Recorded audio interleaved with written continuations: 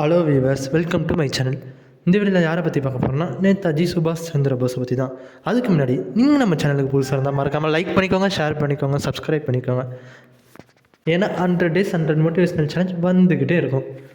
So மறக்காமல் subscribe பண்ணிக்கோங்க. சரி வாங்க வீடியோக்குள்ளார போகலாம். ஃபஸ்ட்டு நேதாஜி சுபாஷ் சந்திர போஸை பற்றி பார்க்கணுன்னா, இவர் சாதாரண வாழ்க்கையை விட ஒரு உயர்ந்த நோக்கத்துக்காக வாழ்ந்தால் தான் ஒரு மனிதன் வரலாறாக மாறுகிறான். 1897 ஆண்டில் இந்தியாவில் பிறந்த சுபாஷ் சந்திர போஸ் சிறு வயதிலிருந்தே ஒழுக்கம், தன்னம்பிக்கை, நாட்டுப்பற்று ஆகியவற்றுடன் வளர்ந்தார். படிப்பில் மிக சிறந்த மாணவராக இருந்து பிரிட்டிஷ் அரசு பணியான ICSI கூட கிளியர் செய்தார்.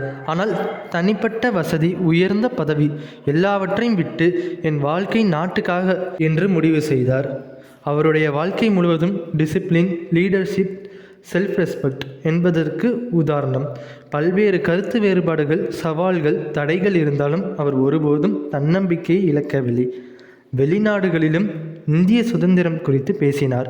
இளைஞர்களுக்கு உற்சாகம் கொடுத்தார். ஒரு தலைமுறைக்கு தைரியமாக சிந்திக்க கற்றுக் கொடுத்தார்.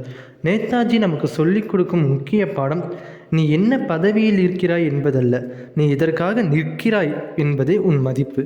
இன்று அவர் இல்லை என்றாலும் அவரது எண்ணங்கள் இன்னும் உயிரோடு இருக்கின்றன. அது ஒவ்வொரு இந்திய இளைஞனுக்கும் ஒரு வழிகாட்டி. அவரிடம் இருந்து நம் மோட்டிவேஷன் லைன் என்று என்ன எடுத்துக்கொள்வதென்றால், உன் வாழ்க்கைக்கு ஒரு உயர்ந்த நோக்கம் இருந்தால் சவால்கள் உன்னை உடைக்காது, உன்னை உருவாக்கும். நீங்கள் நம்ம சேனலுக்கு புதுசாக இருந்தால் மறக்காமல் நம்ம சேனல் லைக் பண்ணிக்கோங்க, ஷேர் பண்ணிக்கோங்க, சப்ஸ்கிரைப் பண்ணிக்கோங்க.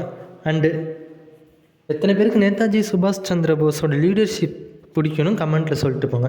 அண்டு மறக்காமல் நம்ம சேனலை சப்ஸ்கிரைப் பண்ணிக்கோங்க.